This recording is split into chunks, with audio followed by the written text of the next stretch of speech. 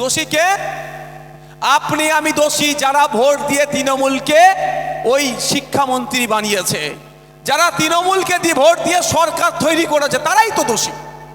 আপনি চাইছেন বোদাই হাই স্কুলে শিক্ষক ছাত্র রেশিও মেনটেন করে শিক্ষক দেওয়া হোক। আপনি চাইছেন বোদাই হাই স্কুলের কম্পোজিট গ্রান্টগুলো নিয়মিত আসুক। আপনি চাইছেন বোদাই হাই স্কুলের যে বাচ্চাগুলো স্কুলে যায় টয়লেটটা যাতে পরিষ্কার থাকে। এক কথাই বোদাই হাই স্কুলের ঐতিহ্য ফিরে আসুক, পঠন পাঠনের ব্যবস্থা ঠিকঠাক গড়ে উঠুক। শুধু মিড ডে মিল খেয়ে বাড়ি আসুক এটা নয়, সাথে সাথে বাচ্চারা পড়াশোনা করুক, এটা আপনি আশা করছেন। কিন্তু দায়িত্ব কার হাতে তুলে দিচ্ছেন? তারা যারা চাইছে এই স্কুলটাকে বন্ধ করে বেসরকারিকরণ করবেন, তাদের হাতে যদি তুলে দেন দায়িত্ব, তো আপনি ভুল জায়গায় দিচ্ছেন। তুল্য ভোটটা অন্য জায়গায় দিও না, বিজেপি চলে আসবে। আপনারা ভরসা করলেন, ওদের ট্যাপে পা দিলেন, ওদের দেওয়া ঔষধ আপনি গিলে নিলেন। আপনাকে বিজেপি আটকানোর স্বপ্ন দেখালো, আপনি বিজেপি আটকানোর জন্য তৃণমূলকে ভোটটা দিলেন। কিন্তু আজকে 2021 থেকে ভোটটা দিয়েছেন, আজকে 2025, 4.5 বছর হতে চলেছে। আপনারা বুকে হাত দিয়ে বলুন, আপনাদের ভোটটা সত্যিকারের অর্থে বিজেপিকে আটকানোর জন্য কাজে লাগলো না, বকলমে তৃণমূলকে ভোটটা দিয়ে বরঞ্চ বেশি করে বিজেপির চাষ বাংলায় হলো। আপনারা বলুন, আজকে বিজেপি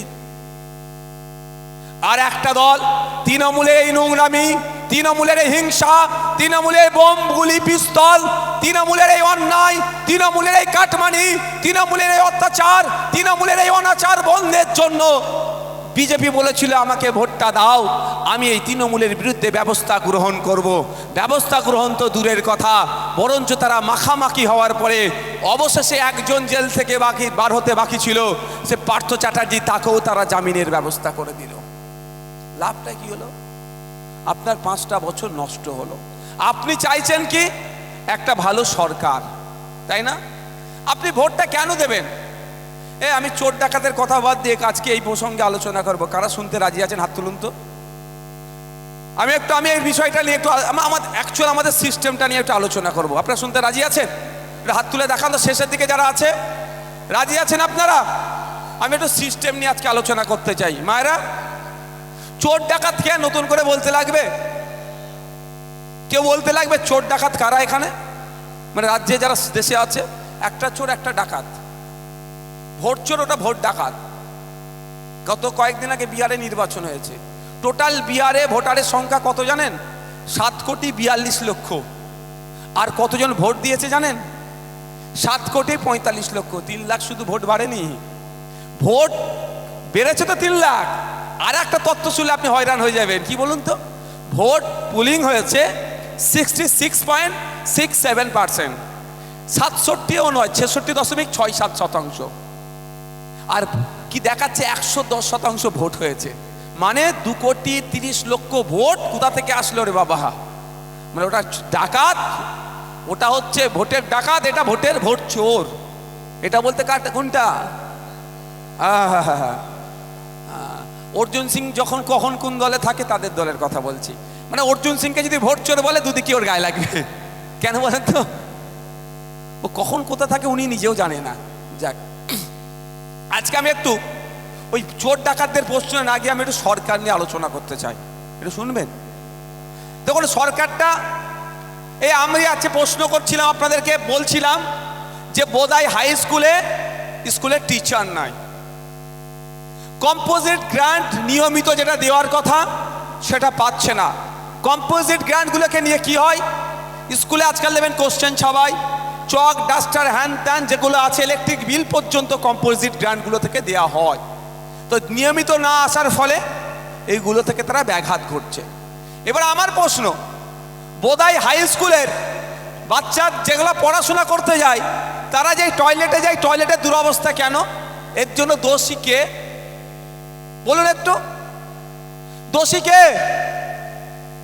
হ্যাঁ, আপনি আমি। টিএমসি নেকে পরে দোষ দেবো। এইখানে আপনার সাথে আমার ডিফারেন্স। আপনি আশা করছেন কি ডাব খাবো, আর লাগাচ্ছেন কি আমড়া গাছ। আমড়া গাছ লাগিয়ে ডাব খাওয়ালে হবে? আশা করলে হবে?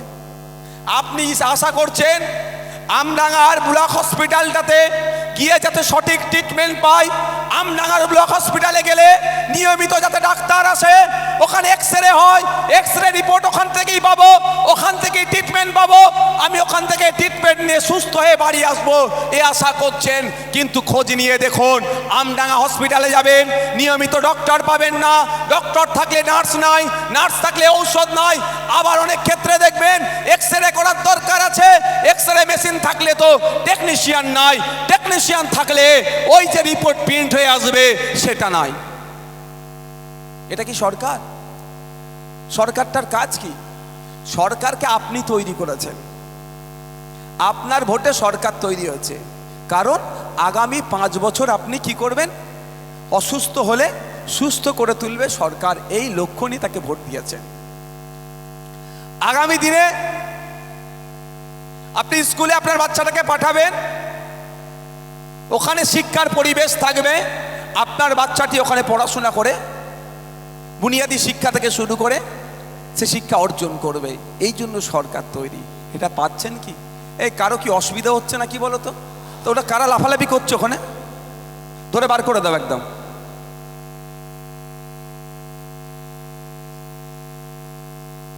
আমি কি বোঝাতে চাইছি আপনারা বুঝতে পারছেন? সরকারের কাজটা কি? কাটমানি খাওয়া? সরকারের কাজটা কি? সরকারের কাজ হচ্ছে আমার মাথায় ছাদ নয়, ছাদের ব্যবস্থা করা। সরকারের কাজ আমার পেটে খিদে আছে, খাদ্যের ব্যবস্থা করা। সরকারের কাজ আমি অসুস্থ, আমাকে সুস্থ করে তোলা। সরকারের কাজ আমি পড়াশোনা করতে চাই, সেই পরিবেশ আমাকে দেওয়া। সরকারের কাজ হচ্ছে কৃষকের মাসিক গড় আয় বাড়ানো। সরকারের কাজ হচ্ছে ওই আমাদের চা বাগানের চা শ্রমিকদের মিনিমাম ওয়েজেস ঠিক করা। সরকারের কাজ হচ্ছে আপনাকে সুষ্ঠু সমাজ ব্যবস্থা দেওয়া। সরকারের কাজ হচ্ছে আপনি যাতে ভালো থাকেন তার ব্যবস্থা করা। কিন্তু তার পরিবর্তে আমরা কি দেখছি? সরকারের সাথে গুটি কয়েক লোক যারা জুড়ে আছে তারা তাদের প্রভাব প্রতিপত্তি বাড়াচ্ছে, তাদের অ্যাসেট বাড়াচ্ছে। কিন্তু সাধারণ মানুষ যাদের ভোটে সরকার তৈরি হলো তারা ক্রমশ পিছিয়ে যাচ্ছে, বঞ্চিত হচ্ছে। তাহলে ভুল জায়গায় তো আপনারা ভোটটা দিয়েছেন।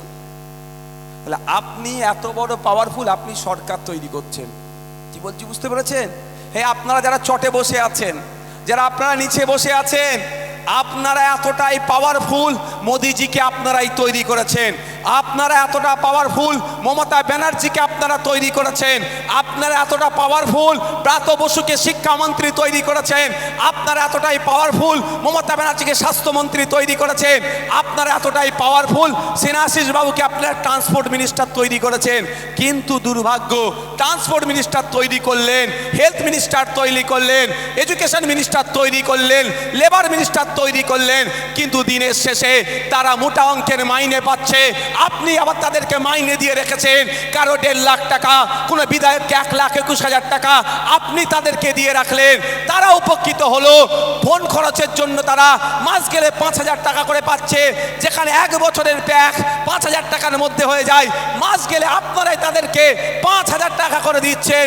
তারপরেও দেখেন ওরা বিত্তশালী ক্রমশ হয়ে যাচ্ছে, আর আপনারা ক্রমশ পিছন দিকে যাচ্ছেন।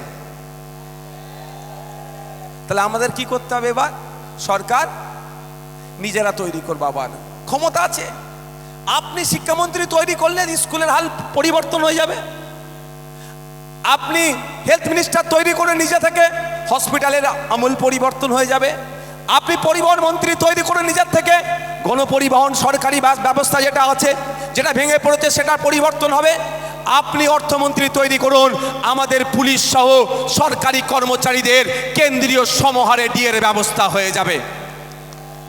আপনাকে আমাকে তৈরি করতে হবে। তো আমি একবার চ্যালেঞ্জ করেছিলাম, 6 মাসের জন্য আমাকে দিক অর্থ দপ্তর, যা প্রকল্প চলছে একটাও বন্ধ হবে না।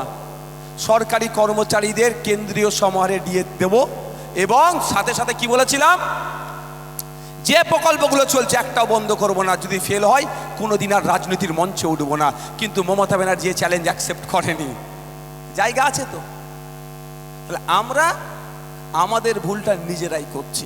সব ভোটের আগে একদম 4.5 বছর আমরা এই করেঙ্গা ত্যান করেঙ্গা, এটা চলবে না, ওটা চলবে না, এ খারাপ ও খারাপ, খুব ফতোয়া দিলাম, খুব কথা বললাম, ভোটের সময় সব ভুলে গেলাম।